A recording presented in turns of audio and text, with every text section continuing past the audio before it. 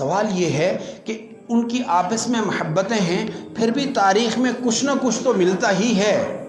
کچھ نہ کچھ تو ہے کہ جس کی وجہ سے ہمیں یہ بات پہنچی ہے کہ وہ آپس میں ان کی نفرتیں تھیں۔ تو یاد رکھیے کہ ان کی آپس میں نفرتیں نہ ہوتیں تو ہمیں دین کے بارے میں پتہ نہ چلتا کہ آپس کی نفرتیں ختم کیسے کرنی ہیں، آپس کی نفرتیں ختم کیسے کرنی ہیں۔ یہ اللہ تبارک و تعالیٰ نے تکوینی طور پر ان میں کروا کر کے بتلا دیا کہ اس طرح کی صلح ہو سکتی ہے۔ نبی کریم صلی اللہ علیہ وسلم کی اس تربیت یافتہ جماعت میں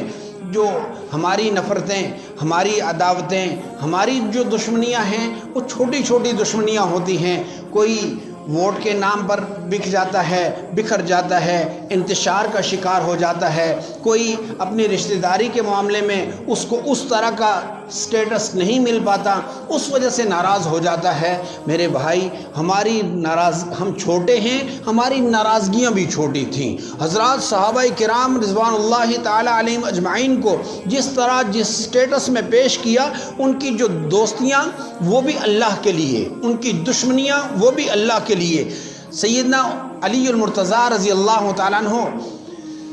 کون واقف نہیں ہے ان کے کارناموں سے، ان کی امت کے اوپر کیے ہوئے احسانات سے کون واقف نہیں ہے۔ انہوں نے امت کو اس طرح یکجا کیا ہے کہ امت رہتی دنیا تک دوبارہ مثال نہیں پیش کر سکتی۔ حضور نبی کریم صلی اللہ علیہ وسلم کے گھر میں رہ کر، حضور کے زیر اثر رہ کر تربیت حاصل کرنے والے سیدنا علی المرتضیٰ رضی اللہ تعالیٰ عنہ نے جن کی تربیت کی، ان کا انداز ہمیں بتلاتا ہے کہ بڑی سے بڑی دشمنی بھی آسانی سے حل ہو سکتی ہے۔ ہوا کیا کہ سیدنا علی المرتضیٰ رضی اللہ تعالیٰ عنہ کی شہادت ہو جاتی ہے، اور شہادت کے بعد ان کے ولی عہد، ان کے جانشین، ان کے خلیفہ سیدنا حسن رضی اللہ تعالیٰ عنہ ان کی سیٹ پر بیٹھتے ہیں، ان کی مسند پر بیٹھتے ہیں، اور حسن رضی اللہ تعالیٰ عنہ نبی کریم صلی اللہ علیہ وسلم کے وہ نواسے ہیں کہ جن کا نام بھی حضور نے رکھا، جن کو گٹی بھی حضور نے دی، جن کی تربیت بھی حضور نے فرمائی۔ وہ حسن کیسے ہوں گے کہ جن کی تربیت میں حضور کا اثر بھی شامل ہے، فاطمہ کا اثر بھی شامل ہے، حضرت علی کا اثر بھی شامل ہے۔ ایسے حلیم طبیعت کہ جو ہی حضرت علی رضی اللہ تعالیٰ عنہ کا قاتل عبد الرحمن ابن ملجم پکڑا گیا، اس نے آ کر کے آفر کر دی کہ حضرت جی،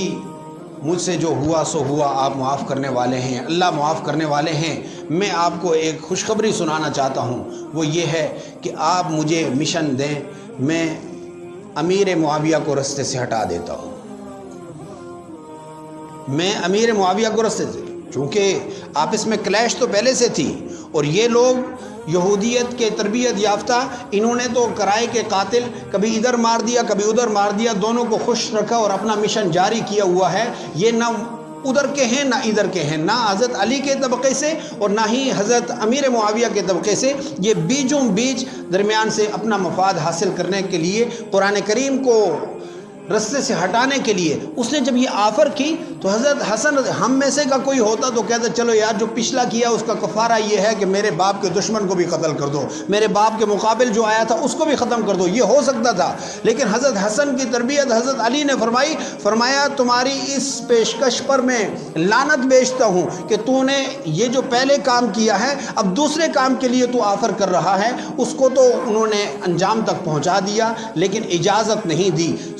چنانچہ تھوڑا ہی عرصہ گزرا، 5-6 ماہ کا عرصہ دورانیہ گزرا ہے۔ حضرت حسن رضی اللہ تعالیٰ عنہ سیدنا امیر معاویہ رضی اللہ تعالیٰ عنہ کے ہاتھ پر بیعت کر لیتے ہیں، نہ صرف خود بیعت کرتے ہیں بلکہ حضرت حسین کو بھی اور اپنے جنگی جرنیل اس کو بھی ساتھ لے کر کے بیعت کرتے ہیں، اور امت کو بتلا دیتے ہیں کہ اپنے باپ کے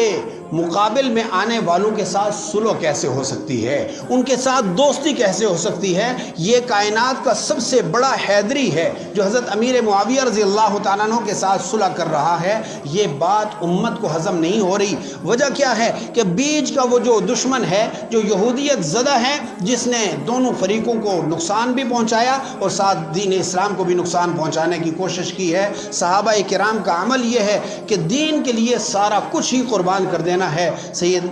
حسنین کریمین نے آج کل تو کونسلر کی سیٹ کوئی قربان نہیں کرتا, خلافت قربان کرنا یہ بہت بڑے عزم کی بات ہے. حضرت حسن رضی اللہ تعالیٰ عنہ نے پورا ایریا مدینہ کی ہے, ساتھ کوفہ کی ہے, ساتھ کے جتنے ایریے ہیں وہ سارے کے ساری خلافت قربان کر کے حضرت امیر معاویہ کے ہاتھ میں دستبردار ہو کر کے امت کو یہ پیغام دیا ہے کہ دین اسلام کے لیے اگر تم جھکو گے, من تواضع للہ رفعہ اللہ. حسنین کریمین کا تذکرہ اللہ تبارک و تعالیٰ نے اتنا عام کیا ہے کہ ہر ایک کی زبان پر ہے. ان کا نام لے کر ہم اپنے دلوں کو سکون پہنچاتے ہیں. دعا فرمائیں کہ اللہ تبارک و تعالیٰ ہمیں بھی حضرات صحابہ کرام کی اتباع کرتے ہوئے اپنے خاندانی معمولی چھوٹے موٹے جھگڑے چھوڑا کر کے, یہ الیکشن کے ایام چل رہے اس میں یہ گزر جائیں گے, 8 فروری تک ہے گہما گہمی, اس میں ناراضگیاں پیدا مت کیجیے. اسی طرح خاندانی اگر کہیں نوک چوک ہو جائے